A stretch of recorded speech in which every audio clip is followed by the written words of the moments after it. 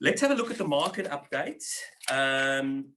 So pretty interesting, not major changes, but 1%, 1.5% growth, but the trend is easing and downside risks are starting to build. So Tracy might help us with this one, but Australian housing values rose 1.5 in October, a similar result to August and September. However, taking the monthly change out another decimal point shows the market is continuing to slowly lose momentum since moving through a peak monthly rate of growth in March, which was 2.8%. Sorry, everyone. That's okay.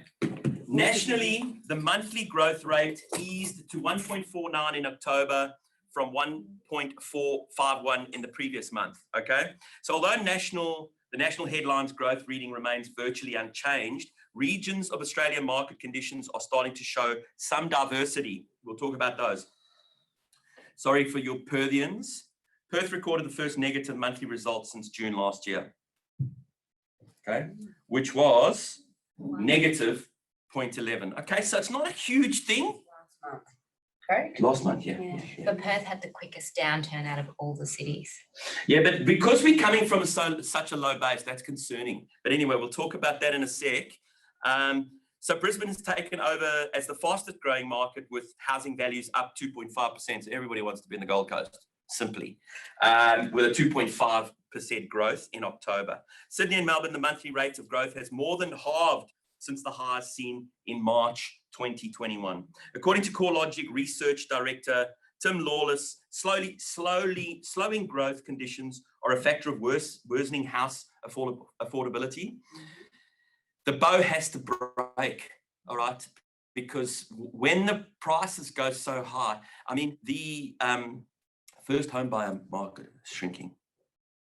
I think if it continues like this, we just won't have first home buyers. It'll be shared equity buyers and things like that. Anyway, rising supply levels, and so slow growth continues as a factor of worsening house affordability, rising supply, and less stimulus.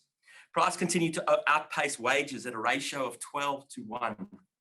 That's how property prices are moving up. 12:1 in comparison to wages. That's an Australia-wide figure, is it? This is all Australia. Yeah. So new listings have surged by 47%. Now you might not have seen that here, but this is national. Okay, I have to speak on a national level, and then we can break it down. Home builder and stamp duty concessions have now expired, so that's non-existent. That's gonna show some signs of the cracks. It's highly likely the housing market will continue to gradually lose momentum over time. I think that was that's been the spirit or the trend already since March, because we are seeing slight growth slowing, should I say. Unit markets have generally continued to record lower rate of growth relative to houses, but the unit market is moving a lot quicker than it was before. So that's trending slightly upwards, or the gap is closing because there's no stock. So people just say, "Oh, buy units." Okay, so let's have a look at this. So property listings are finally starting to lift, albeit from an extremely low base. So of course, if you're coming from a low base and you increase it by 50%, it's not a great deal because the base was so low. Advertised properties up 22.7%. New listings are up 47% from their recent low of 4 weeks ending September 5th.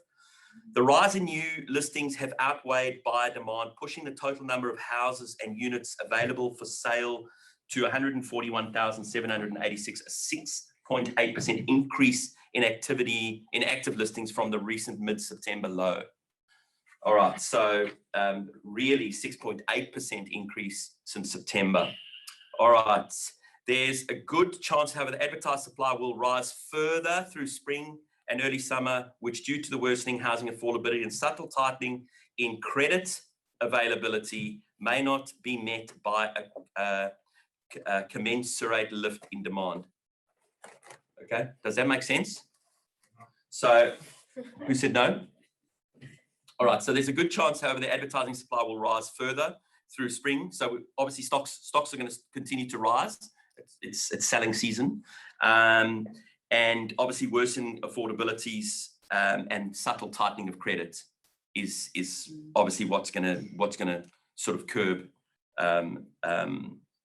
that. But it's kind of neutral at the moment. But that's what's going to turn the tables basically.